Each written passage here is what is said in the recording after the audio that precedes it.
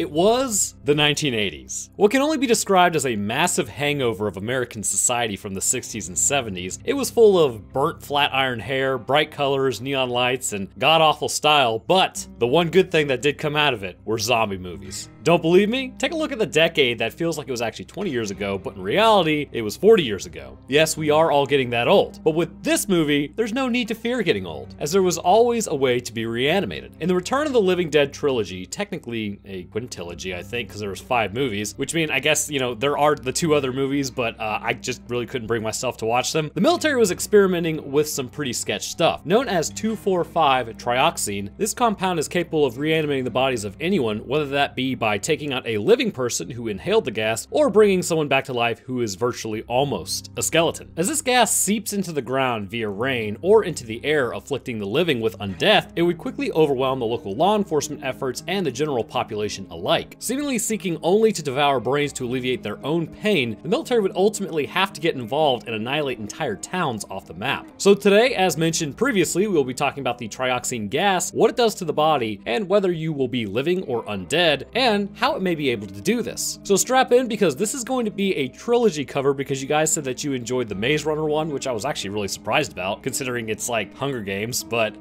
just know, you did this. We begin our story with one of the most ridiculous things ever, which you will likely come to agree at some point. This movie is based on true events. The names are real, the people are real, and these are real organizations apparently. So you know for a fact it's real. At a medical supply facility named UNITA, Freddy is being shown around the facility as to what he's supposed to do and how he's supposed to handle the menial tasks assigned to him. Seeming like a fairly small operation, there are in reality only a couple people that are actually keeping this place running. This company deals specifically in the sales and supply of human and animal parts, on the legal side that is. Things like skeletons, cadavers, medical chemicals, what have you. However, as made mention by Frank, some of the skeletons that they get have perfect teeth, and he questions how many people could possibly have perfect teeth upon their expiration, so he begins to assume that something strange is happening over in India concerning acquisition of these bodies, but knows that it's his livelihood, so he's not going to look into it. As everyone is trying to GTFO for the 4th of July weekend, a group of punks, which quite literally they are a group of punks because this is the 80s, walk along discussing where to party. They decide picking up Freddy from his new job would be a good idea, as he always knows where to go. Back at Freddy's job, he discusses with Frank about some weird things in the basement. Bodies had arrived in army barrels. He goes on to say how they were shipped by accident, but they are based on an actual infected outbreak known as Night of the Living Dead that happened previously, but everyone assumed it was just a movie. Asking if Freddy wants to see them, they run downstairs to check them out. As they approach the barrels, we see a face appears almost mummified within the container. Freddy asks if it's safe, and Frank assures him that it is, and then smacks the container. And if you know anything about government engineering, no, it's not safe. 2,4,5 trioxin is then released from the container and straight into the faces of the two as they fall backwards and are knocked unconscious. The face within begins to melt upon reacting with the oxygen, and we are now kicking off the apocalypse for this whole small town. Across the US, the military has apparently set up an operation for quite some time, forcing the colonel to stay in that area of the world, which, I mean, it's really not so bad, but he still complains about it. He's been tasked with tracking down and finding the lost barrels for over 20 years, although it has been to really no avail. Back on the East Coast, the group of punks have secured a car from their friend Mr. Swiss Cheese over here, and then decide to go to a graveyard to party while they wait for Freddy to get off work. Back in the facility, Freddy then wakes up first and then goes to wake up Frank. They stumble around the supply shop until they start hearing barking. They find one of the dogs that has been bisected is still alive, or so they think it's still alive. He grabs it to reveal that it's moving despite missing an entire half of its body. Just as they are freaking out, the freezer door begins pounding and they begin to hear yelling from inside it. Frank goes on to call his boss to ask what to do. So back out at the graveyard, Wise Fish is gonna have to blur out like most of this because it's basically just stripping. If you guys want to go watch the original, I mean, like, you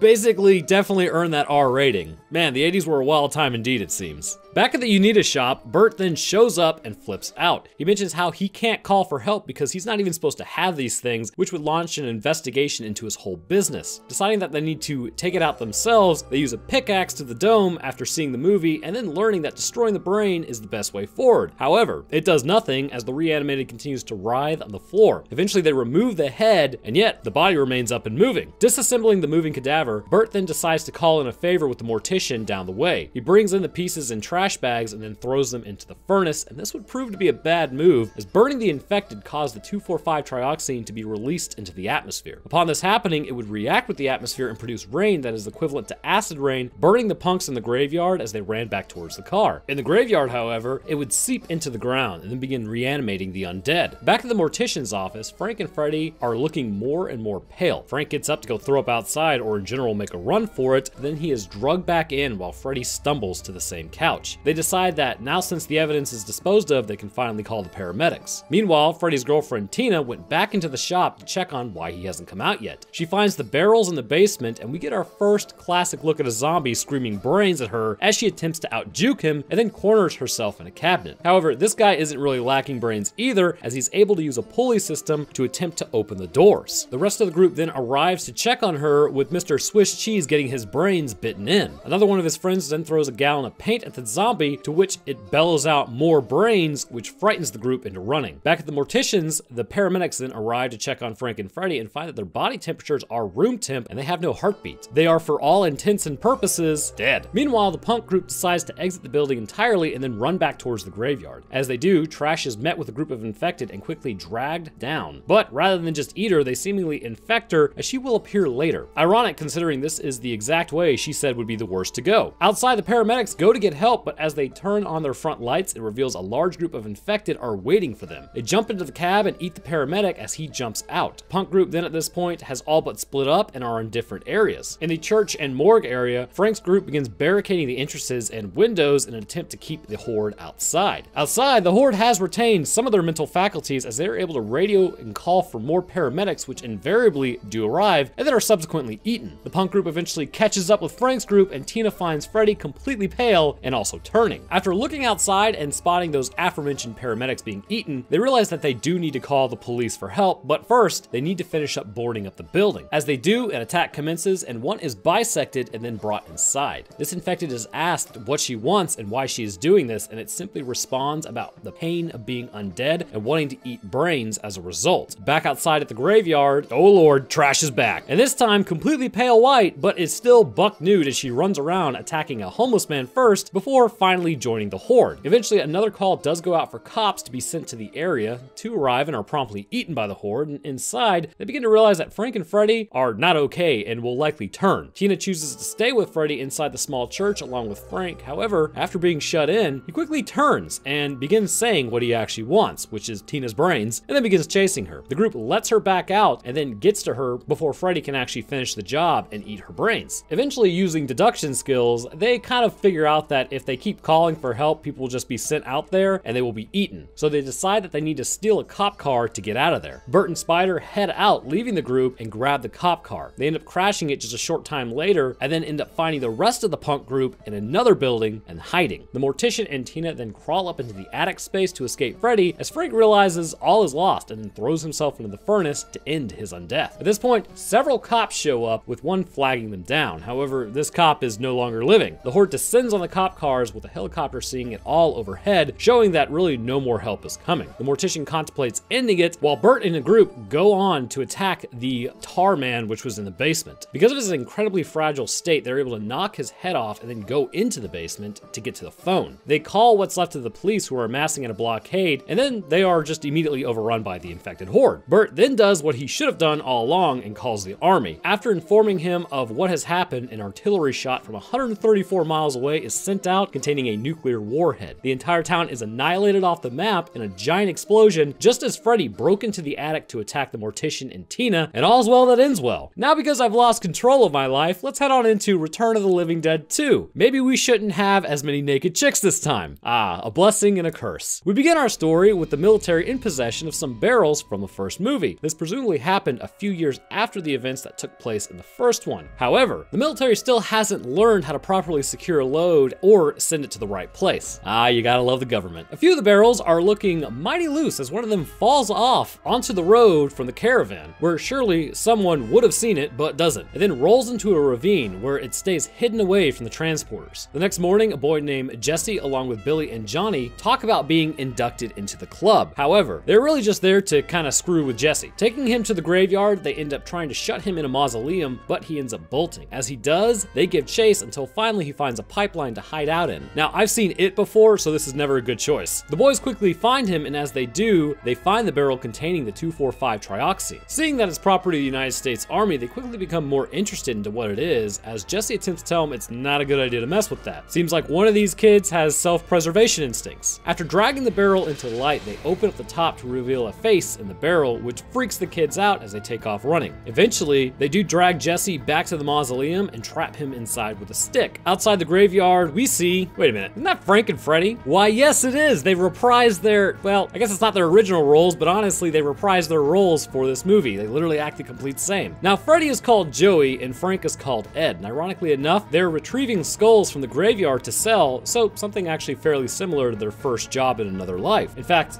later on in the movie, it's made mention that they're like, haven't we done this before when they got infected? But we'll get there in a moment. They then head into the mausoleum to collect what they need, and as they do, they inadvertently free Jesse, who is trapped in there, who immediately begins to run home. As the duo cuts up a cadaver and grave robs the person, Billy and Johnny are able to crack open the barrel. However, once they do, they get a face full of 2,4,5 Trioxin, which immediately sends them reeling backwards. This in turn triggers the same atmospheric reaction as in the first movie. Rain begins falling all over, containing the chemical as it once again is absorbed by the ground and produces an eerie fog that rolls over the area. As Ed and Joey sit in the mausoleum, they are protected from the burning effects of the rain. However, they are not protected from the gas. As it seeps in, Ed remarks that it's probably just swamp gas, but both begin slightly coughing and feeling ill. Back at Jesse's house, as he looks outside, he can see Billy and Johnny kind of stumbling around in the rain, but isn't too sure as to why they're doing that. Out of the forward operating base, 2 barrels are being inspected as the colonel gets out and realizes that they are missing one of the barrels. After seeing both the boys outside, he then decides that he needs to go check on Billy. He runs over to his house, narrowly avoiding being caught by his sister, who lets in the cable man, and then after getting to Billy's house, his mother answers the door and says that he's not feeling well, but Jesse says that he has his homework assignment. He goes upstairs and sees that Billy is sick, and then Billy threatens Jesse to not tell his mom about what happened and just to leave it alone. Billy then heads back to where he found the barrel, actually wearing proper PPE, and then takes down the numbers and information to call the military. However, as he does, one of the bodies, presumably one that was from the open barrel, has released the infected inside, who begins then chasing Jesse. He is able to outsmart it, however, and then pushes it into the creek before he escapes, and that probably contaminated all of the water. At this point, the rain has stopped, but the chemicals have moved deep enough into the ground to begin waking the dead. All over, the dead begin rising up from the ground, but still, Ed and Joey have not noticed. As they continue to eat lunch, a body that they were working on then rises out of its coffin. Ed and Joey freak out and then attack it. Meanwhile, Brenda has gone looking for Joey, where she is accosted by the undead. However, much like the degraded undead in the basement in the first movie, this one is also weak, as a single punch to the face incapacitates it. Back outside, the trio then make a run for it to get help before finally finding a house. The owners come out and threaten them, but they take off, leaving the owners to their fates. They continue running towards the neighborhood in an effort to get help, and as they do, they spot the cable man. They decide stealing the van and getting out of there is their best option. Meanwhile, Jesse creates a diversion to call the military. As he begins making his call, the trio then steals the van, hits an infected, and immediately crashes the vehicle, knocking out all the phones to the neighborhood before Jesse could warn the military as to where the barrel was. Then, to summarize this as best I can, it becomes just a massive game of keep away inside the house. The horde descends upon it, breaking windows and doors as they try to get to the living to eat some brains. They manage to stay away from being Chow and ultimately escape out of the building. A few houses down, however, Billy's parents aren't so lucky. After checking Billy's temperature and seeing him convulse and expire, his mom then runs out to find the dad so that they can go to the hospital. The issue is, however, Billy's dad is basically a man-witch at this point. Billy's dad gets eaten by an infected group as his mother goes to check on him. Seeing this, she then runs back inside to find that Billy is back up and actually looking kind of well. She then hugs him and he takes a bite out of her skull and into her brain. So now Jesse's group is then running to get a car. They know a doctor down the road has one, so they pound on the door and just barely get away from the horde. And the doctor answers as they all pile into a very nice 59 cherry red Chevy. Not bad. That's probably where most of the budget for this movie went. Eventually, they're able to start the car, open the door, and reveal dozens of infected. They begin driving through as one attaches itself to the roof and attacks Ed as he was going to go throw up out the window. His hand is then cut off by the window, and eventually they throw it back outside of the car as it gives them a unique gesture for their efforts. Heading into the hospital, they find that nobody is there. The doctor immediately begins testing to see what's wrong with Ed and Joey and finds rigor mortis has set in on their bodies and that their hearts have stopped. But there still must be electrical signals in their nerves, but they are all reporting pain. He pronounces them legally dead, but doesn't know why they are still up and walking around. He concludes concludes though that they need to put them in bags to contain them. Out in the town, nobody's around anymore. The entire town has succumbed to the infected horde that has been running around. Lucy, the cable man, and Jesse all go to retrieve handheld tools that might help with their current predicament. They enter their grandparents' home and immediately grab everything they can and then head back to the hospital where they find Ed and Joey deteriorating quickly. Meanwhile, Jesse gets an idea to use the hospital's radio to call for help. He heads into the basement of the hospital and then begins calling. However, some infected are actually already down there walking around. Eventually, it finds him and begins to attack. Jesse was able to out-juke him and then runs towards the elevator where his sister and the cableman are. Begins attacking Jesse as the cableman is able to rip an arm off and free him before his sister blows the zombie in half. Jesse turns on the steam and severely burns the corpse, making it hard for it to do anything, as basically it cooked the muscle, and then heads back upstairs. At this point, Brenda disagrees with the doctors and then grabs Joey and Ed as they steal the Chevy and leave the area to drive to a barricade. They get out as Ed attacks one of the soldiers and it is lit up by the others, though this does very little to his actual being. Brenda then leaves Ed behind at this point and gets into the car with Joey. Meanwhile, just something I have to mention, a pet store is being ransacked by the horde, so it's not just humans, but all forms of meat, which we will talk about later that the zombies actually want. Jesse's group has now stolen an ambulance as they drive through the living abandoned streets to only find more and more undead in the area. While doing this, Brenda is screwed. Joey has fully succumbed to his infection and is now trying to attack her to eat her brains, but is still capable of thought and speech. He chases her into a church where she finally says, okay, and allows him to eat her brains, ending her in the process. On a bridge, they find soldiers have set up a barricade and are not letting anyone pass just in case they are infected. They decide their only option is to turn around and then end the horde in some other way. Meanwhile, the soldiers inside the town have been completely overrun by the massive horde, who have then taken their vehicles and eaten their brains. Eventually, they get the idea to lure zombies into a power plant with a food truck containing brains. They manage to shut down the gate to give them enough time as they need to go turn on all the equipment powering everything up. Eventually, Billy is able to jump the fence, however, and then lets in the horde, starting this invasion of this place as well. The group then encloses himself in a truck in an effort to,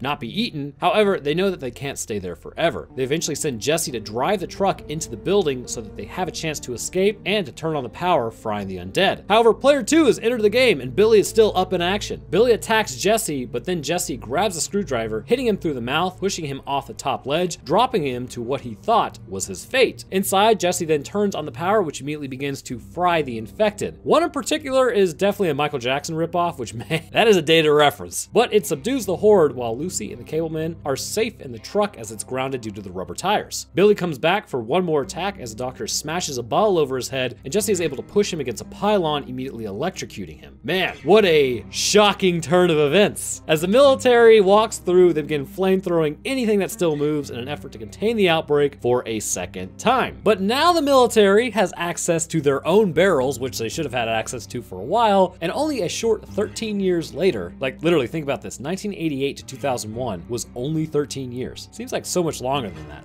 Time is weird. Anyhow, 13 years later, humanity would once again be subjected to those long since past as the military attempted to form the gas into a usable concoction, as opposed to something that was really just an unstoppable rampant event. Which now brings us to Return of the Living Dead 3. I won't be watching Return of the Living Dead 4 and 5 for quite some time. We open up our story with a military base. A group of top brass are talking about the upcoming trials and experimentations. They're all fairly eager to see if their new answer to 2,4,5 Trioxin is going to work or not. As they wheel the cadaver through the base to experiment on, we cut to a group of edgelords overlooking, well, a cliff edge. The edgiest of the edgelords is burning her hand with a lighter because I guess that's cool. Nothing like burning pain, as her friend comments on how edgy she is. Finally, her boyfriend Kurt shows up and she gets on the motorcycle as he's Mr. Impressionable and wants to impress the girl who burns her hands with lighters, so he got a motorcycle. You see, we are really working with a great group of people here. He decides to try to impress her by taking her to his dad's, which is the Colonel, and his secret lab to watch them conduct a test on whatever it is they're doing, which seems like a pretty good idea since, everyone there is wearing breathable PPE and you guys are just sitting above the room with open vents. Surely nothing bad could happen there. As they begin their test, they string up the cadaver, making sure to hook it up to brain monitoring equipment as well as ECGs to look for heartbeats. They then administer a dose of 2,4,5 Trioxin over the face of the person and they are quickly reanimated. Utilizing a new type of tool, they fire what appears to be a cryogenic shot into the the dome. At first, everything looks pretty successful. The undead's head freezes over and its heart stops, ultimately stopping it for a moment. While everyone is patting themselves on the back, however, the scientists begin taking the person down and are immediately attacked by him as he reanimates. He attacks one and then stabs him multiple times with a scalpel, and then goes after the brains of the person and drops them on the spot. As he continues his rampage, the person then slumps against the wall and they're able to subdue the original body. But as they do, the other gets up and begins attacking. Ultimately, they're able to use the cryonic tool again to bring down this other subject and then subdue him long enough to stop the attacks, but the project is deemed a failure. Due to this, the colonel is basically fired because of the setback and then is relocated, or just told he'll be relocated in a week and a half. He heads home to tell his son, "Sorry champ, looks like we are leaving again despite the fact that you suspiciously look like college age and shouldn't even be living here anymore. Also, who's that middle-aged redhead in your bed?" Kurt disagrees at this point and says that he's not going. He and Julie then take off on his bike to start a new life of debt and poverty, as neither seems gainfully employed. But as they are revving the bike, a truck comes around the corner. This forces Kurt to try to fix his trajectory, but he hits the guardrail, which sends Julie flying into a telephone pole, snapping her neck like a chicken wing. He laments momentarily, but then decides that he's got the perfect idea. So this terrible idea is basically he will use his access to get onto the top secret base with the body of his girlfriend, and then expose her to the trioxin. Technically, it does work. However, this will breed a whole host of issues later. Also, I just want to point out,